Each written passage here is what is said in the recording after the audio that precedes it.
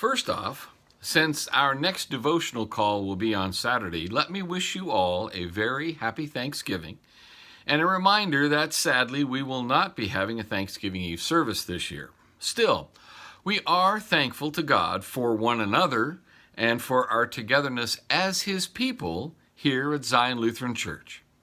So, with this Sunday being the beginning of Advent, and we are now at the end of this church year, it's a good time to be reminded that we are now 1 year closer to the Lord's return and our resurrection to God in heaven. Given that, today's devotion comes out of Revelation chapter 21, verses 1 to 8. We're going to look at just verses 1 to 3, and this is how they read. Then I saw a new heaven and a new earth, for the first heaven and the first earth had passed away, and the sea was no more. And I saw the holy city, New Jerusalem, coming down out of heaven from God, prepared as a bride, adorned for her husband.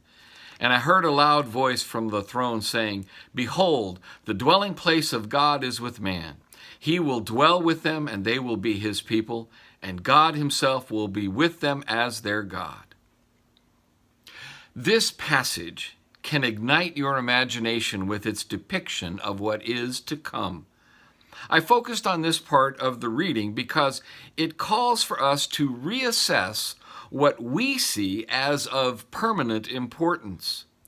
John speaks of a new heaven and a new earth because the first had passed away. Think about the implication of that. What we perceive as earth and heaven here and now will not remain. It will pass away.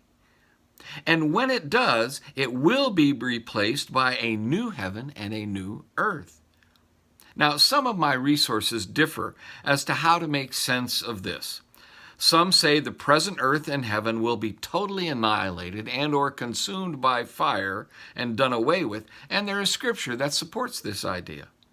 But others indicate that the old is gone by virtue of being made new or restored. And that happens by the blood of the Lamb. That restoration is what comes through the redeeming work of Christ. One of the church fathers put it this way: the creation will be free of every corruption that is contracted through the transgression of humankind. In other words, by our sin. And it's Christ alone who takes all of that away and does away with the old corruption so that the new takes its place entirely. And what does that mean for us? In verse 3, we're told that in this new heaven and new earth, that the dwelling place of God is with man. It means we will have nearness. We will have a nearness to God and no longer distanced by our sinfulness. We will be present with God in that new way that again was won for us by Jesus on the cross.